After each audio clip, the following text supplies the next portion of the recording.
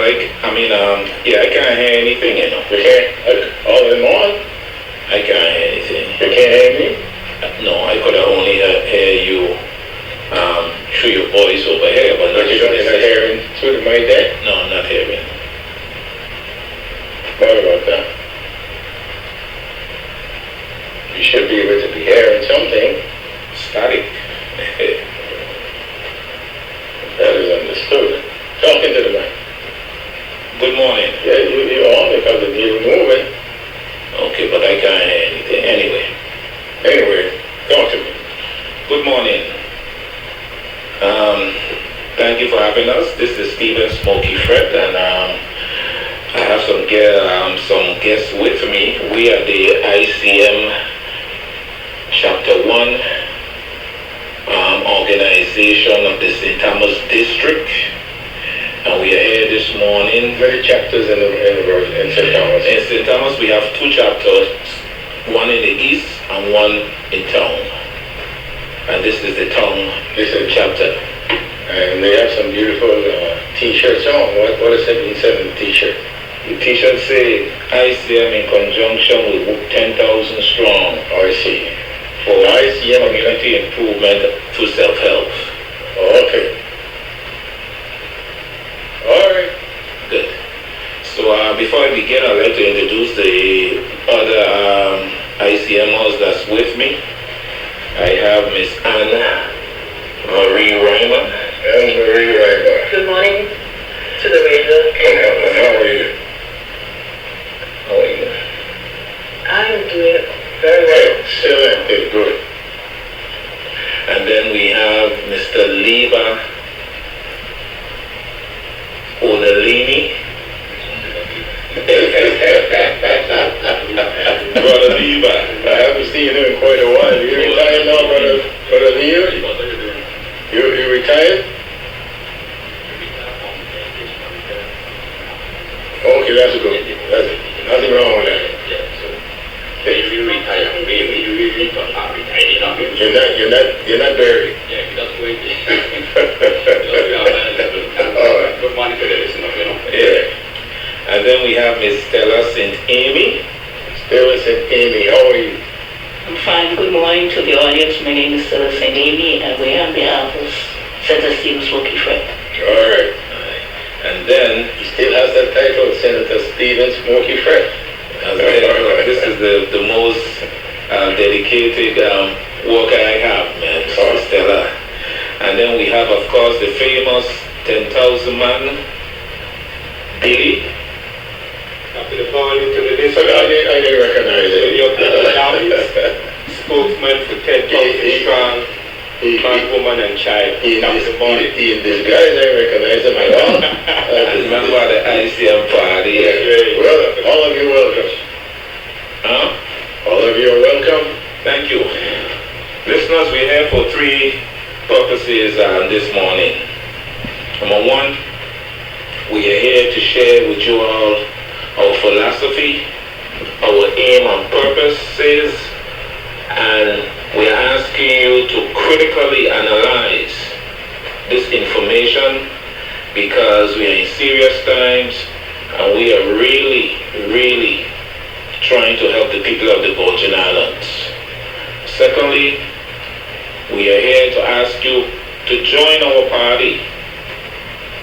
Only through unity we can conquer what's going on in our society. And we are asking you to come and join us. We meet every 2 weeks at 1:30 at Arian's Bar and Restaurant. This Sunday we'll be meeting at Arian's Bar and Restaurant at 1:30. You are invited to come and join us. And thirdly, we are here to ask you to give our party the opportunity to lead this territory in the next election next year. You have given the Democrats the opportunity and they have not delivered. They have not been able, even though they control the whole 3 branches of government, they have not been able to bring any resolution to the problems that is plaguing this territory. We can do better as a party, and we are asking for your opportunity to do that. First, I'm going to begin by speaking about the purpose of the party. The Independent Citizen Movement was formed by a group of concerned citizens in 1968 to give the Virgin Islands an alternative to the machine politics responsible for the continuing deterioration of our community.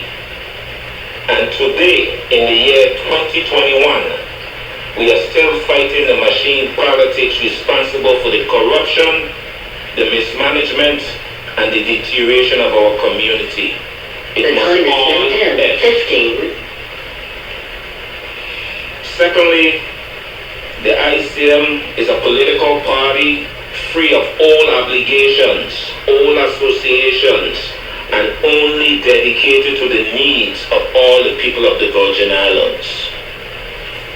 Thirdly, we are firstly a spiritual organization, secondly, a moral organization, and thirdly, a political organization, in that order.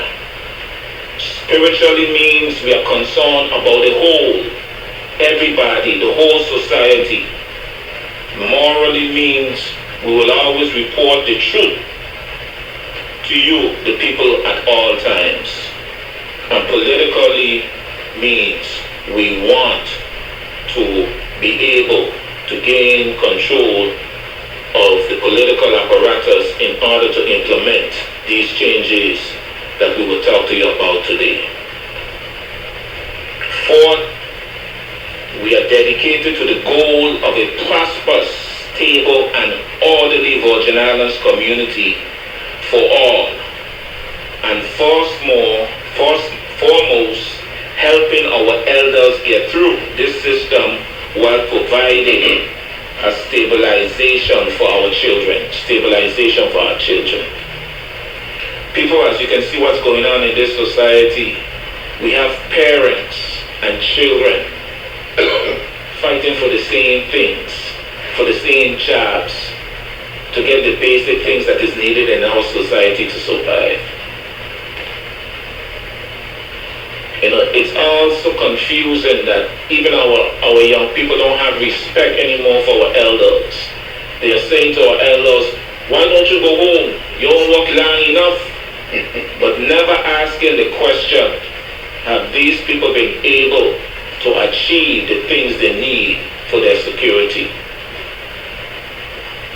So we need to have some kind of order there, and the order must be, we must help the elders get through this system first and foremost. And finally, we are committed to protecting the people's rights at all costs. We say to you, the people, we will not allow you, the people, to lose what you have worked so hard to achieve, either by the government or the commercial banks. We will not let that happen. As you can see, the leadership that is there now is not committed to those kind of things. And the bank, they already start foreclosure on many of our people properties and different things like that. If we was in authority, those things would never happen, people of the Virgin Islands. Because we understand that we are there to help our people get through this system. A system in which we have no real control over the basic things that govern our lives. We have no control over the commercial aspect of our society. We have no control over the laws that govern our society. And therefore, any little authority we have here is to help our people get through this system. And that's what the ICM party is all about. Is it a grassroots party? It's a grassroots party, the only local party here in the Virgin Islands. And its philosophy is based on the 12 principles of Kwanzaa, if you all are familiar with that. Kwanzaa is a guideline for the total incorporation of our society and the lives of our people. And we will be going through that pretty soon. Brother Lever will be going through that pretty soon. Right now, we'd like to get into the aims of our party and what we would like to do for the people of the Virgin Islands.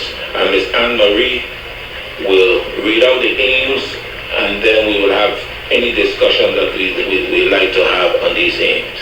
Okay. Well, good morning again, everyone in Radio Land. My name is Anne-Marie Reimer. Keep the mic closer to you. Fall in love with the mic. We have aim B, immediately rebuild our healthcare facilities and through investment in education and employment to make sure we have the necessary expertise and capabilities needed to take care of our people. That's one. What we are saying there is that the health facilities is one of the top 3 priorities of any society. And when you look at our health facilities, both at St. Croix and St. Thomas, they're in deplorable condition. And with this pandemic around, God forbid that we really get a spike. What are we going to do with our people? And therefore, we have to give immediate attention to the healthcare facilities here in this territory. There is no excuse for it. And if we have to go to the federal government and tell them, look, this is a priority, and therefore we need you to release whatever funds available to get this project started. Aim 2. Well, before you go, keep saying, education and health is 2 important things in any society to promote some high standard of living. And in this time, as a government, we need to invest in education, medical education, especially at the UBI level, whereby we need to train our own doctors, nurses, and any other else of health stakeholders. You understand? We need to have that whole education. Not only that, but we educate our youngsters in those fields, in medical field, but we also need to guarantee that they get employment. You don't want to graduate, have this bunch of graduates and they don't have no opportunity, no employment, there for them. Okay, so it's very important in this time with this pandemic show us, the severe hurricane show us that our healthcare need to be a top priority. And as we go to number 2, I'll explain that a little more. Also, we must include our herbalists, and along with science. We get a tradition here, brought from Africa and so forth. But some people like to undermine it, think it's unscientific. It's not unscientific. Once you combine the herbalism with the science, you can see it can be very beneficial. A case in point, before the vaccine, since that's a big issue area, I'll say that a little bit of an issue. What people are doing before the vaccine, taking medicinal herb and any other thing that could use the immunity and the immune system. Yes, okay, that's been a tradition for years. It wasn't vaccine back in the day. You don't think virus exists back then. You don't think bacteria exists back then. So what our ancestors were doing to cure themselves, to boost immunity. So we need to bring herbalism and science together so that we could create the necessary expertise and herbalists so we get a holistic care among people. What you were saying, Lever, is so true because so many times we have like those, I know growing up seeing them and stuff on the road and out in the country and stuff like that. But you don't find a lot of these plants anymore. And I think there's one where there's this rumor going around of this plant that gives off a purple flower that has so many health benefits to it. Warrior wine? Yeah. I don't know them. Yeah, it's just remarkable. Those are plants that we used to just, as a child growing up, just pull them up.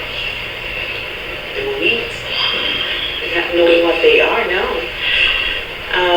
There's one outside the door as you're coming up the steps. Aim to develop a health insurance and retirement plan for all families. Again, this is important too because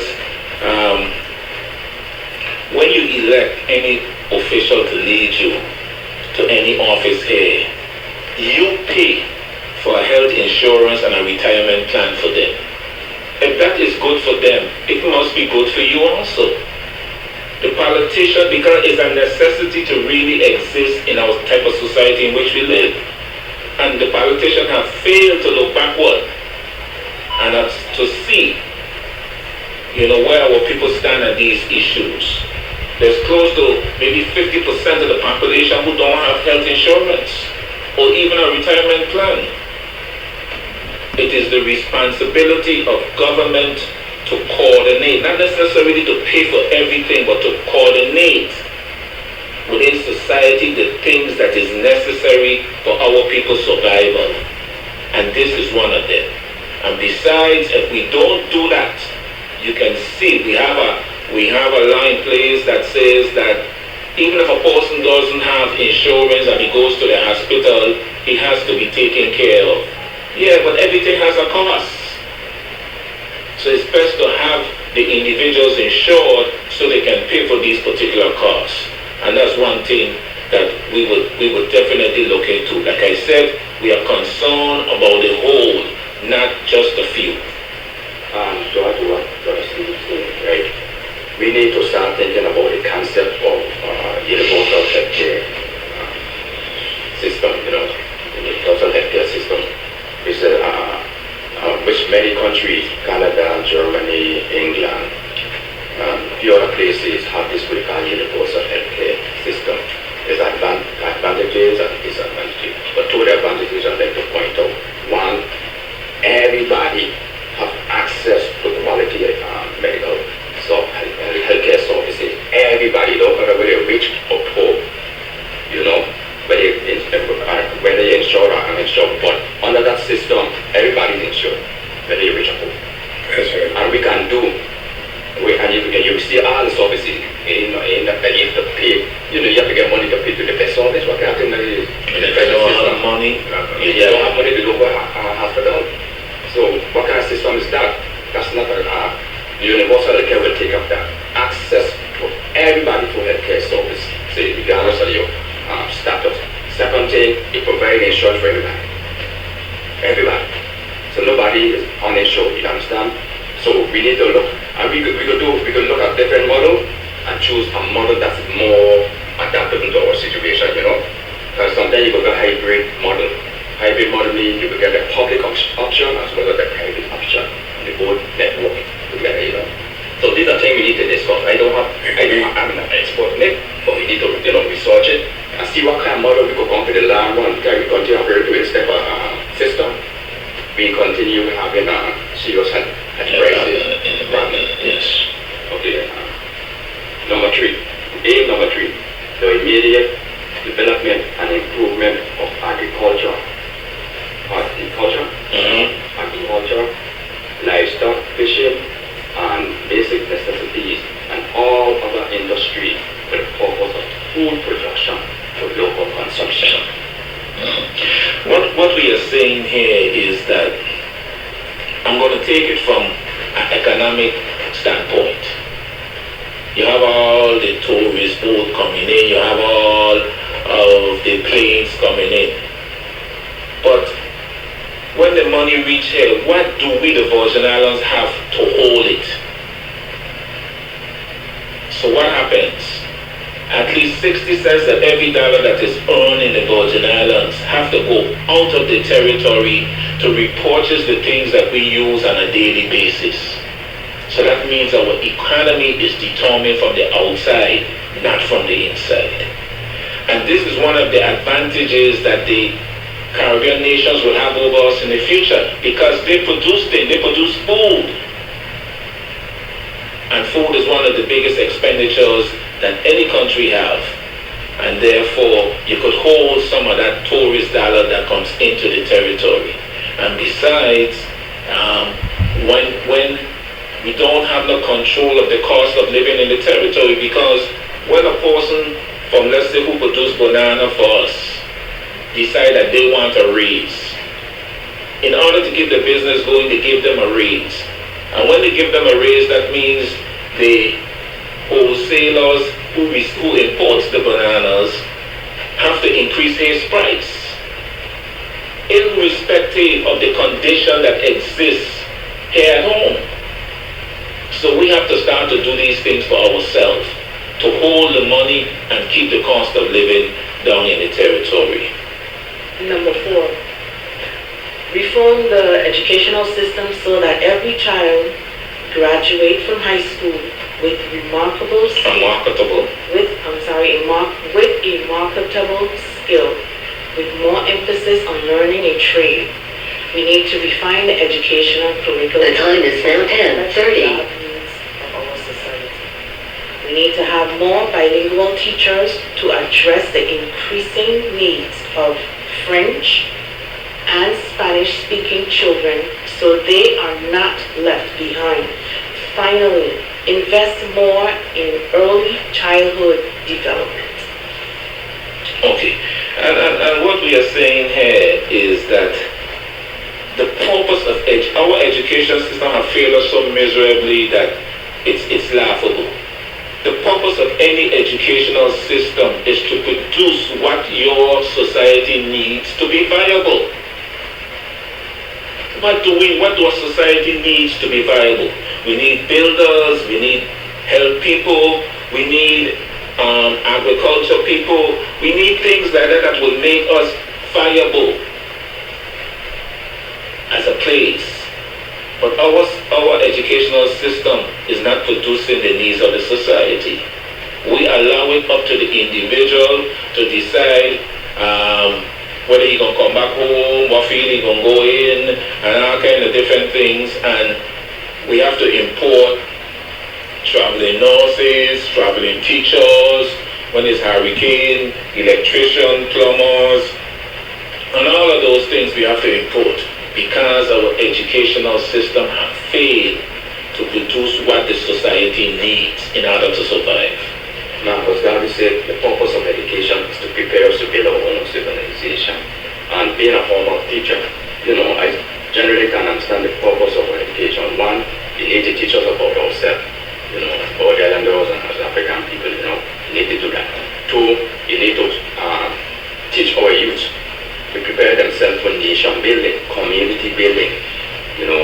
That emphasis, we need to emphasize trade as well as to emphasize business opportunity for people.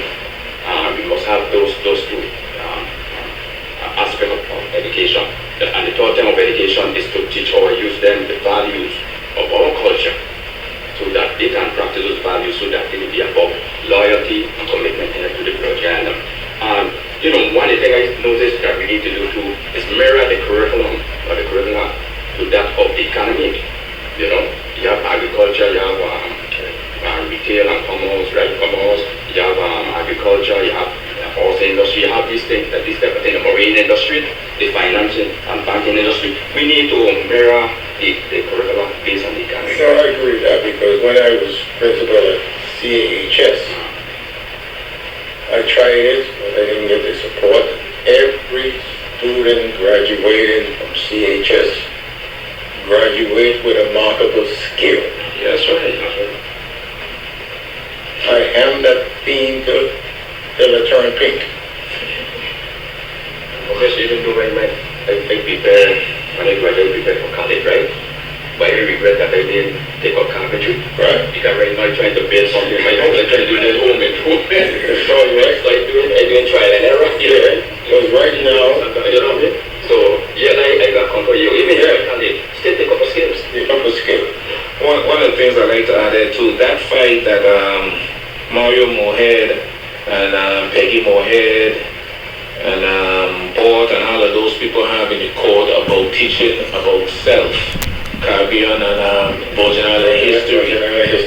It's a very important thing because one of the things that we would realize is that your history already dictates what we must do in the future. We wouldn't have to be around here like a chicken without a neck. What we going to do next? based on our history, we know as a people what we have to do in order to survive in this type of world. You understand what I'm saying? So every people in the world builds on their history to make themselves better and stronger, except the people of the Virgin Islands. Why? I don't know. We need direction, and the direction must come from our children understanding the history which dictates based on what have happened to them and what still is happening to them, where we need to go as a people. We don't need to go outside of our people to get doctors, teachers, nurses, and all of those things. So we need to be able to produce them, because we know man ain't humanity to man in the world, and therefore until the Creator come, we as a people must do what is necessary to take care of ourselves and to depend on somebody else to take care of us. So learning our history is most important. Just want to add that there. 5, to clean up the islands and various communities, remove all abandoned buildings, fix roads and sidewalks, start an in-island-wide beautification program. What we are saying there is that when you go through town, and even in these communities, Garden Street, Savan, down on Main Street, you see a whole pile of abandoned buildings, man. Make the place look so old and deplorable. We have to clean up our island. There is no beautification program that exists in the territory. And one of the things that I was thinking about, our national flower is the yellow cedar, right? And they go wild. What if we would organize them along the roadside throughout the community, where they could blend in with the greens of the tree? It will make the place look much better. We have to take down those abandoned buildings before they cause fire in the place and different things like that. We have to clean up the place. A clean place gives people pride, and this is one of the things that we have to do. That's what I was saying. Our environment is very important in terms of health. Yes, sir. So we got to keep the island clean. When you're in foolishness for garbage all over the island and so forth, And in this time of climate change, right, where we get drought, storm, heat, we've been feeling some heat. We better be environmentalists in this time and start thinking about how we could preserve our water, land, sea, wildlife. Conservation issues. Yeah, that's what I'm saying. Because that's important to our health too, and well-being. So we got to become environmentalists in this time. I was thinking, I remember years ago there was, you talk about the marine life. There was so much going on with the marine life and other ways to try and get the young people to get into the marine life. But I don't see much where you have organizations or anything like that to see where they have young people trying to get into like beautification of our island, not marine life on land. We don't have anything like that, do we? At one time, several years back here, you had a beautification structure. A lot of students were signing up, but over the years it faded out. Remember Mr. Howard, the late Roy Howard? Yes. He played an important role in it. Okay, look at time going so fast. We have someone here on the line. I don't know if you want to take the call. No, not yet. We want to finish and then we're going to get a little time to take the time. Yeah, okay. And then Billy will wrap up for us. So Billy will do the wrapping up. Okay. Number 6. Organize each community for self-help incentives. Initiatives and incentives. What we are doing, what we are saying here is that the government can't do everything. What we need to do is to give each community a little budget. Keep in mind the government is the people. I agree. For the central government, Okay. we have to allow people to participate in their own development, in their own livelihood. So what we are suggesting is we give each community a little budget where they could handle their trash removal, the after-school activities for the children in their communities, for beautification, tutorial assistance for the children in their communities, and sport activities for people who live within their communities. You understand what I'm saying? And they can do this through employing the young guys and who hang out in the corner who ain't doing anything.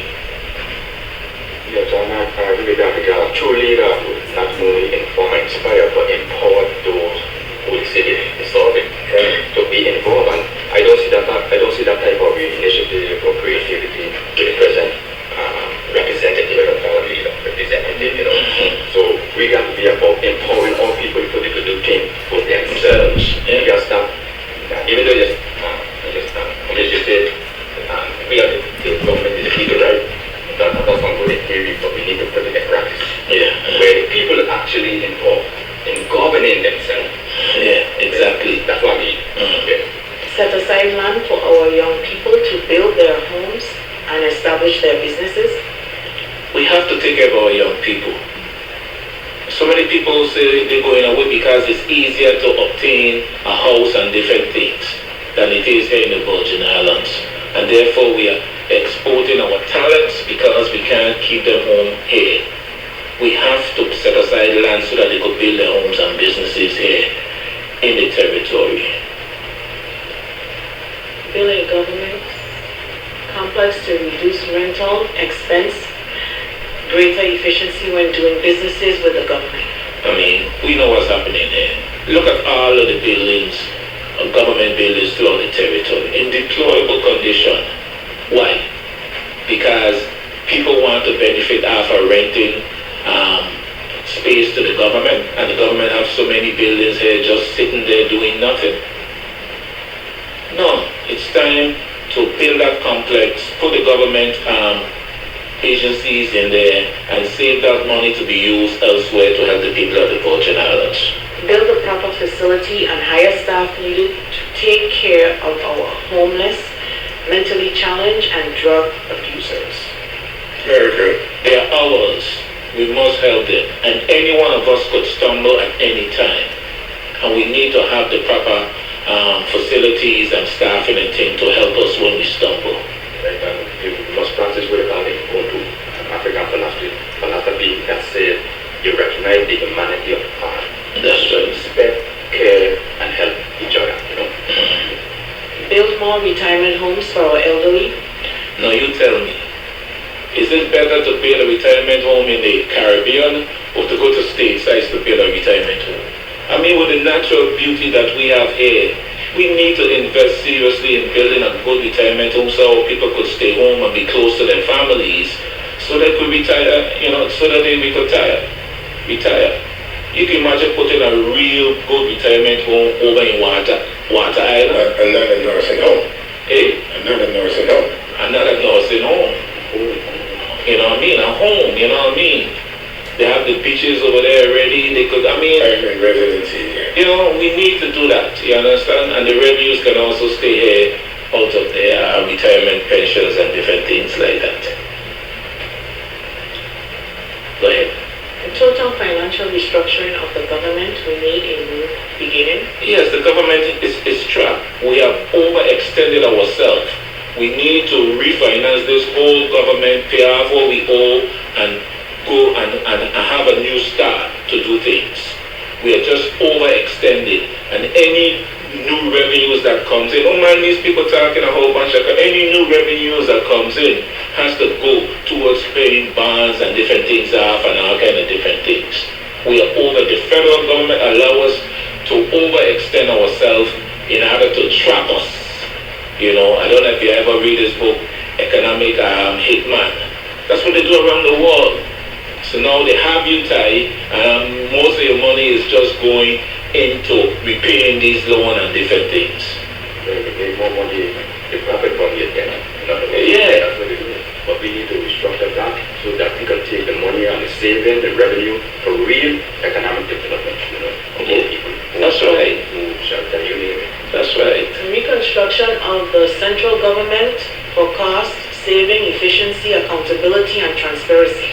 Obviously, and also we need to restructure the government again.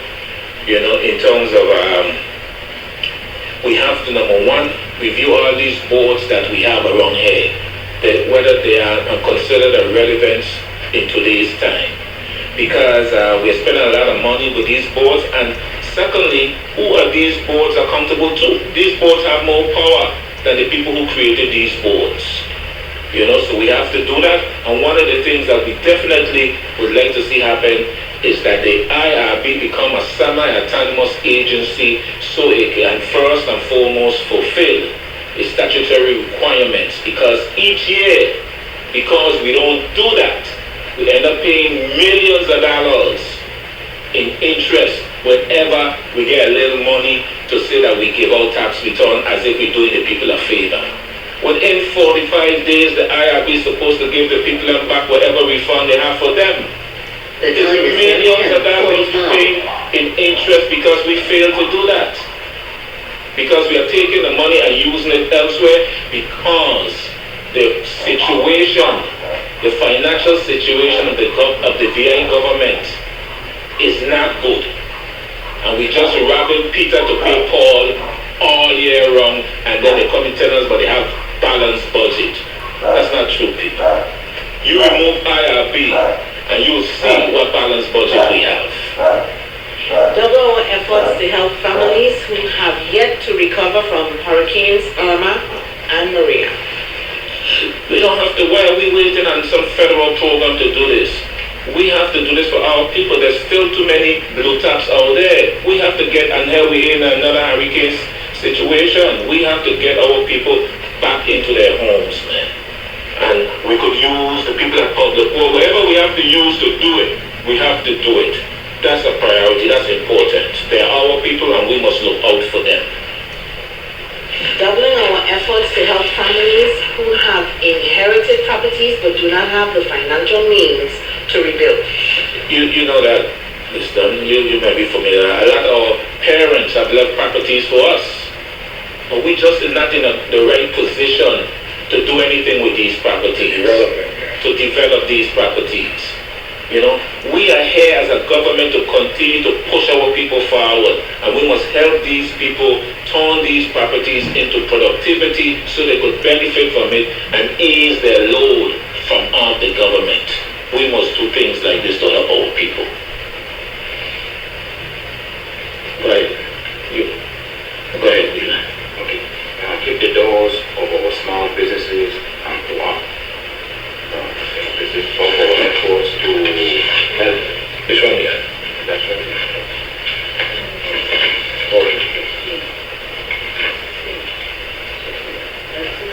No, 15, fight crime head-on through employment, vocational and technical education for students, dropout, prisoners, reinstitute the neighborhood policing and neighborhood study groups about our history.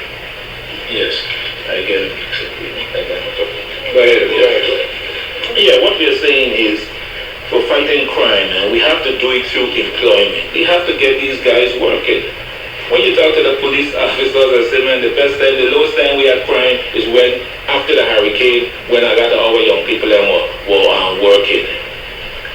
We have to get our young people trained, through vocational and technical education. We have to go to the dropouts, those who have dropped out of school, get them back into these programs. We got to get prisoners, people who went through to prison, make sure they have a skill before they even come out of prison so they could continue to make a contribution to themselves and their family. And then I think we have to reinstitute neighborhood policing so the police could be right there among the community, working with them, not threatening them, but working with them in order to make sure that things go right. And then what we need to do, a lot of people drop out of school. We need this neighborhood study groups about our history, like what Mario is doing on the Sundays over in St. Croix. We did it over here in Garden Street. You remember, Lever? We had a study group and we were studying the miseducation by Carter G. Woodson, and it was excellent. These guys were involved. These guys wanted to know, they wanted to learn, they wanted to share what they know with us.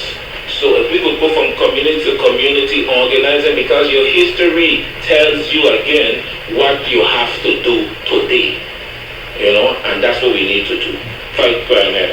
Okay, establish a cabinet level department for small businesses. We must expand, must keep the doors of small businesses and cooperatives open. And I'll tell you, this is an important thing because this was one that me and Mr. Rudel George, he had always been involved in small businesses. I've talked about for years. And as you can see, doing this epidemic and pandemic and different things like that, small businesses suffer the most.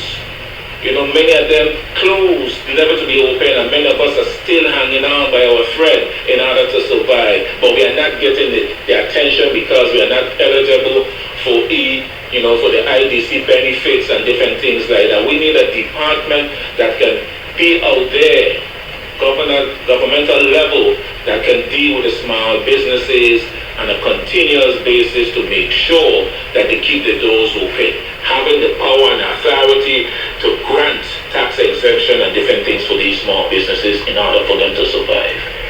This is one of the ideas that Mr. Ruda George, had given me years ago. Yeah, he was in charge of small business. A small business. And then in the future, we want to encourage our people with economic empowerment so that they could start forming cooperatives, so that they could pool their resources, their knowledge, and so forth, so that you can be a whole solving self. So we're trying to encourage people to get in a cooperative. Okay, let me read this one. The Virgin Islands Water and Power Authority. Our position is that we need to declare a state of emergency and seek federal assistance to establish our utility base and our natural resources. I am encouraging everybody, and this was the idea of the delegate. She wrote the governor, she wrote the senators telling them that this is what we need to do. Because it will open the doors to additional fundings we don't have now and the expertise that we have to use what we have, because for the time that we have to go on the market to buy fossil fuel or natural gases, we will never be in a position to offer our people affordable prices and different things. And besides, we need a new plant. Okay, another one we would like to establish, we're running out of time, is we need to review our VI tax structure with a goal towards fairness and the effort and the cost of living and its overall productivity. We have to review the EDC beneficiary laws.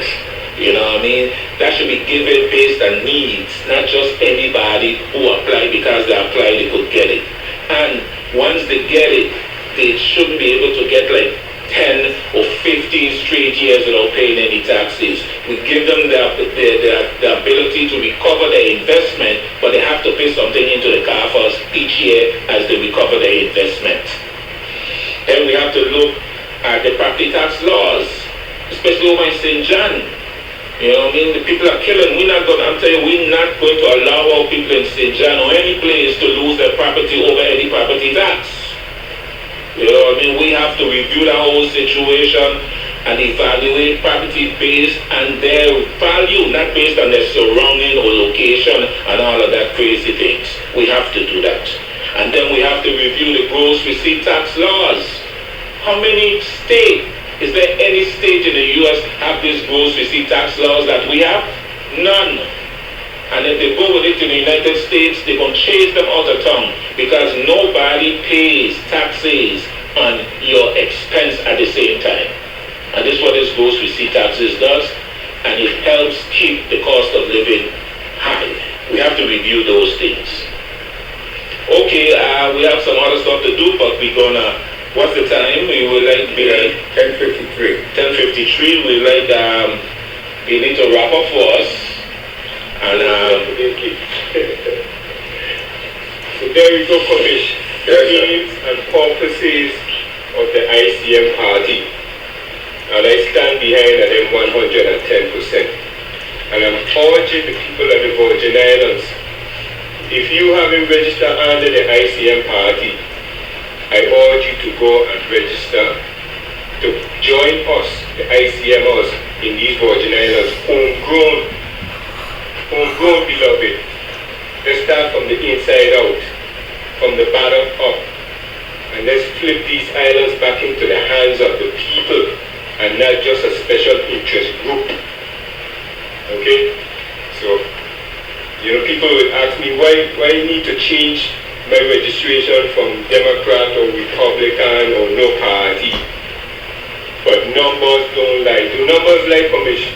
Not if they calculated correctly. Thank you very much. So we need the numbers inside the Board of Election in order for us to move forward. And I'm urging the people of the Virgin Islands to stand with William B. Dobbins, spokesman for 10,000 Strong, in conjunction with the ICM party to let's lift these islands back up and bring these islands back to the paradise they once was. Because I don't see no paradise here. I don't see no paradise now. I see mass confusion. That's what I see. So I am willing and able to fight for these islands. I have a lot to learn, but I'm learning every day. And I know what we have now, we can do better. So I urge you to join William B. Dobbins and the ICM party, and let's balance this election up and coming election. Let's put a balance to it, and let's move forward, and let's get these islands going like the ones was before. Like I say again, people ask me, why should I join the ICM party? Aims and purposes and numbers don't lie. Join, and let's move forward. And that's It's better to have political competition, one party system. it's not working. It's not best interest. The scale is half. Commissioner, allow me to say one more thing.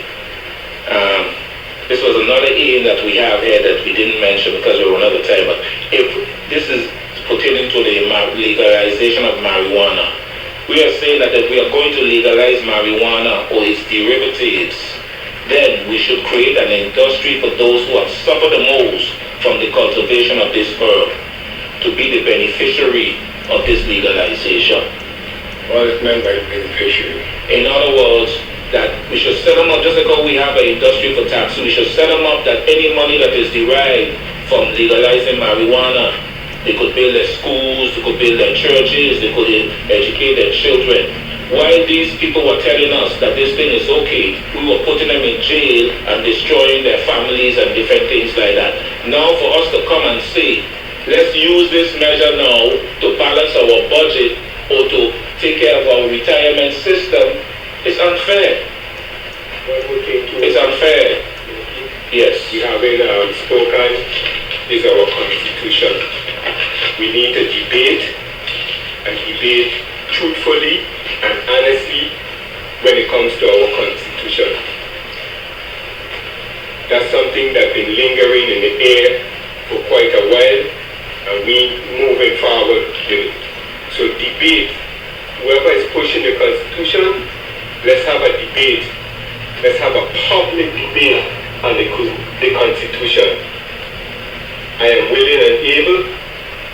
What I don't know, I will have others next to me just for that debate. So whoever is receiving the monies and the constitution, let's go. Set it up and let's get this debate going so we can have an honest and fair debate and not one-sided when it comes to this constitution. Okay, we'd like to thank everybody listening. Stella, you would like to say something? Okay, thank you. We have about a minute before the Good news. afternoon, this is Stella. Go ahead, sir. Good afternoon. This is Stella St. Amy. And this is Stella saying on behalf of the team of Steve Smoky Fleck and the ICM party, we're asking all people out there with you, whatever, it doesn't matter what party you're, we are always complaining about all the problems we're having. Each year when we have an election, we vote and then the next week we come on the radio stations and upset the radio host. if we are very serious, we have a lot of problems in the Virgin Islands. We know the problems. There is a party, the ICM party is ready, willing, and able to help. So if we are really serious, we are talking about we are talking about a future for our children and grandchildren. This is the time. Join ICM party. Come out and spread the news. Let everybody know what the ICM party is going to do to help not only the elderly and those prisoners and everyone who are having problems, but especially for the people of the Virgin Islands. Okay. So what I'm going to do, we're going to thank you all for coming and look forward to seeing you back again. All right. This is WVWI Radio 1000.